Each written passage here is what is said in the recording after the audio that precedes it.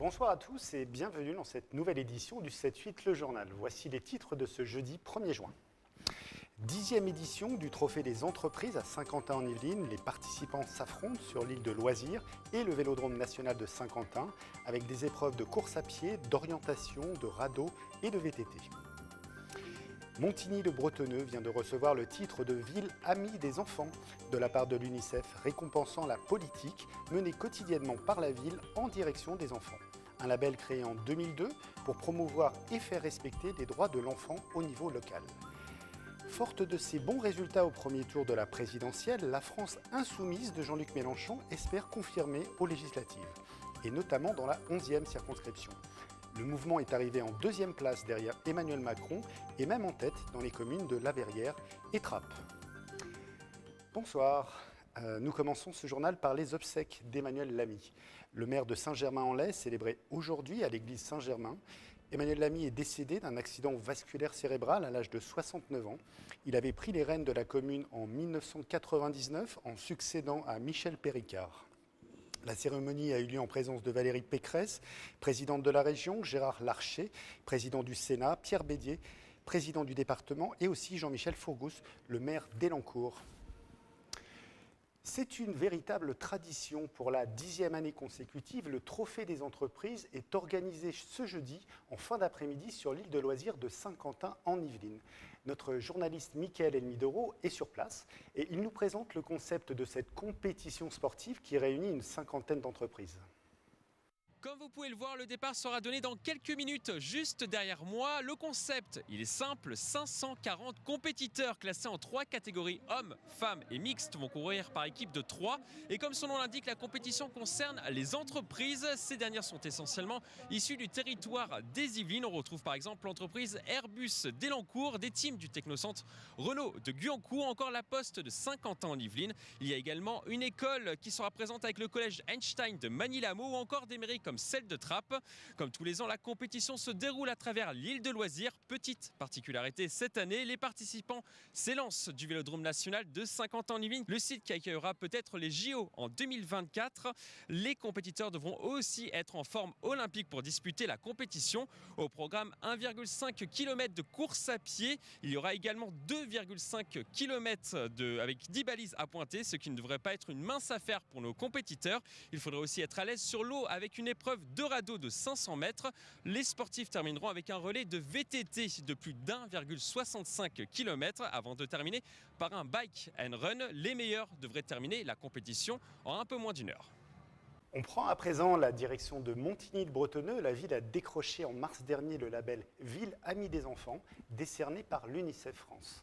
Le document officiel a été signé ce mercredi à l'occasion d'un Uniday, un événement de sensibilisation sur les droits de l'enfant.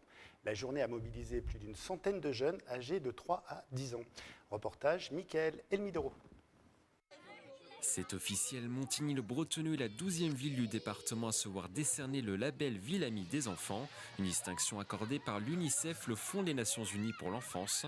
Les deux parties ont signé la charte ce mercredi 31 mai au square du Poirier Saint-Martin. Il y a 10 fiches spéciales à renseigner sur le handicap, sur la façon de vivre, sur la santé, sur l'éducation. Dans le dossier de Montigny, je crois que ce qui fait la différence, ce qui fait qu'on peut accepter Montigny comme ville amie des enfants, c'est qu'à travers ce dossier, on voit la solidarité que veut exprimer la ville par rapport aux enfants de toutes les races, de toutes les cultures. Je dirais enfin que la politique menée par la ville de Montigny en direction de l'enfance est reconnue à son juste niveau. Je vous rappelle que nous travaillons bien sûr sur ces politiques-là depuis très longtemps. Sur le terrain, ce partenariat va permettre de réaliser des journées de sensibilisation comme ce fut le cas avec les Uniday ce mercredi. L'événement organisé par le Conseil des jeunes de la ville et l'UNICEF a permis à travers des jeux et des panneaux informatifs d'expliquer les droits des enfants.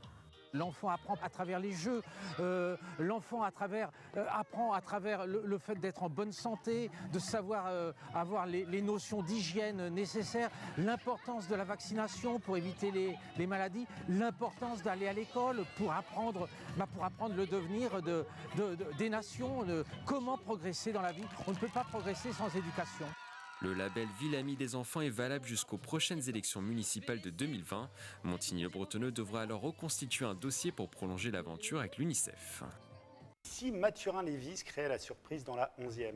Sur cette circonscription promise à un duel entre Benoît Hamon et Jean-Michel Fourgous, la France insoumise a ses chances.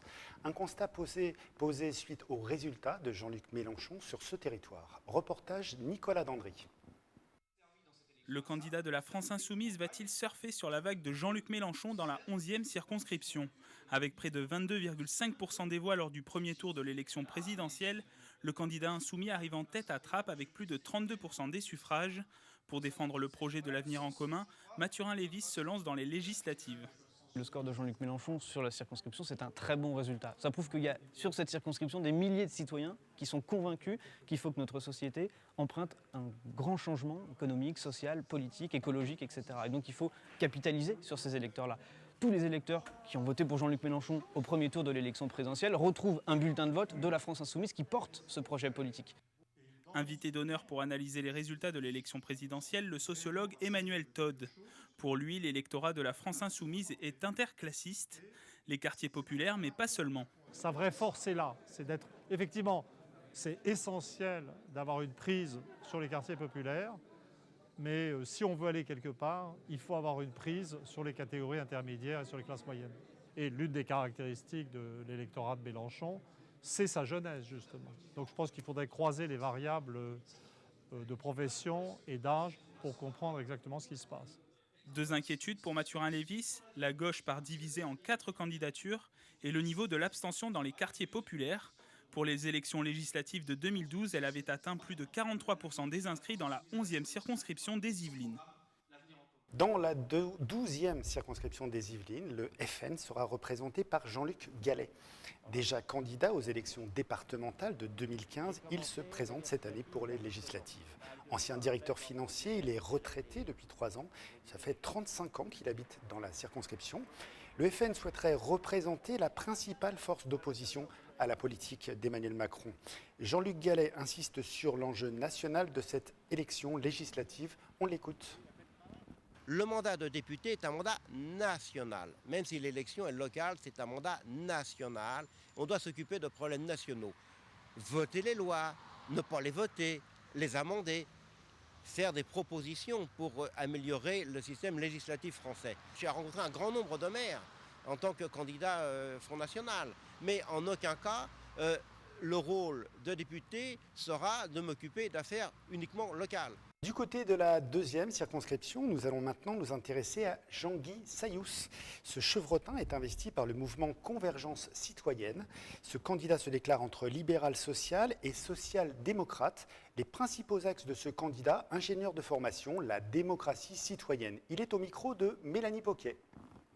C'est faire en sorte qu'en France, nous parvenions à un niveau de satisfaction de notre gouvernance et de nos institutions au même niveau, déjà, que ce dont disposent les Allemands, avec 60% de gens qui sont favorables à et fiers de leurs institutions et de leurs pratiques. Et puis, encore mieux, donc, les Suisses, 75%. On propose d'abord que, en dernier recours, dès qu'il y a un débat qui suscite de l'émotion comme ce que l'on a connu, par exemple, avec la loi travail, mais on pourrait en citer d'autres, eh bien, ce soit les citoyens qui soient impliqués là-dessus. Et maintenant, l'agenda politique. Nous commençons par la 3e circonscription avec Nicolas Trady-Joubert d'Hiver Droite qui sera ce soir à 20h30 au Chesnay, à la salle des fêtes. Dans la 2e circonscription, Pascal Thévenot pour les Républicains sera ce soir à 20h30, salle du Noyer de Ségonzac à Viroflay. 2e circonscription toujours avec Jean-Noël Barrot de la République En Marche. Il sera à 20h30 à la salle de la mairie de Toussus-le-Noble. Et enfin, pour la 1re circonscription, Didier Bacher, le candidat de la République En Marche, sera dimanche 4 juin à la Pièce d'eau des Suisses à Versailles à midi. Partons au marché. La fête internationale des marchés s'est terminée le dimanche 28 mai. La ville de Villepreux, notamment, a participé à cette 3e édition. Des marchés de village qui attirent toujours autant de monde à la recherche de produits frais et aussi pour l'ambiance. Direction la hébergerie de Villepreux avec Nicolas Dandry. Que du poisson de pêche, messieurs, là, que ça, que de la pêche. Que du miam miam. Ça fait quand même 26 ans qu'on est là. Aucune ride pour le marché de la hébergerie de Villepreux. Poissonniers, fromagers, bouchers, de nombreux commerçants présents depuis plusieurs années comme Danielle Duterte sur le marché depuis 1972. À la retraite, elle transmet le témoin à son fils Stéphane.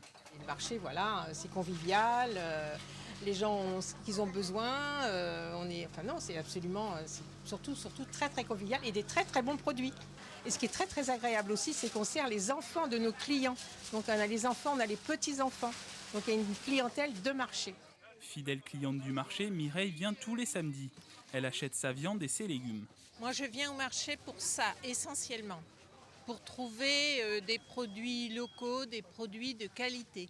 Il y a un climat de confiance qui s'instaure entre le commerçant et le client. Ça n'a rien d'anonyme. Ça va ? Jonas Cochet est chargé de gérer le marché des emplacements des commerçants au règlement des litiges. Il note une fréquentation toujours élevée du marché de Villepreux. Maintenant, on vient pour le produit, pour la qualité et aussi pour le relationnel avec les commerçants et les autres clients, tout simplement. Quand ils attendent chez les commerçants, justement, ça permet aussi de créer un lien donc, affectif et permet aussi, par rapport aux personnes âgées aussi, de garder le contact. C'est très important, ça aussi. D'après une étude de l'INSEE sur la dernière décennie, de moins en moins de Français font leurs courses sur les marchés. Ils étaient près de 6% en 2011. Ce week-end, profitez des espaces verts avec les rendez-vous au jardin en Île-de-France. Dans les Yvelines, plusieurs domaines ouvrent leurs portes au public, comme le domaine de Madame Elisabeth à Versailles, que nous vous faisons découvrir dans ce reportage de Camille Lambert.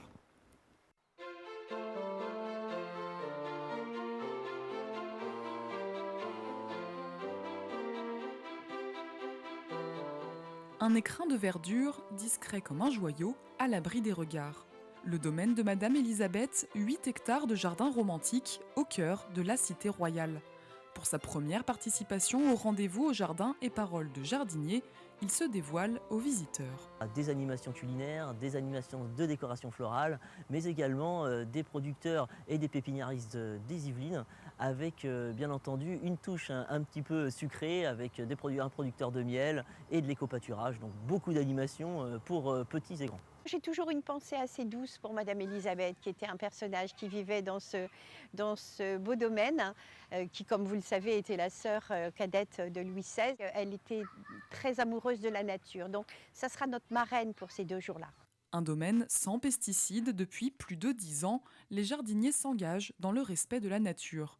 Ils feront découvrir leur travail avec un détour par l'orangerie et son laboratoire d'expérience en plein air, un vivier de plantes aromatiques. Tout est comestible, donc quasiment au jardin. Ce qui est appréciable, c'est qu'on peut manger donc du jardin à l'assiette quasiment. Donc on prend une plante, on la goûte, on la savoure, on a l'odeur. Il y aura une association qui fera découvrir des tisanes, comment on peut faire avec son jardin, des tisanes personnelles, donc avec une culture, avec une cueillette sur place et après une préparation en salle. Se soigner grâce à la sauge ou à la mélisse, un privilège royal désormais accessible à tous. L'Orangerie ouvrira également sa première exposition sur les jardins connectés à découvrir dès les 3 et 4 juin. C'est la fin de ce 7-8 le journal. Merci de nous avoir suivis. Tous nos reportages sont à retrouver sur tvfil78.com ou sur l'application tvfil78. Bonne soirée à tous.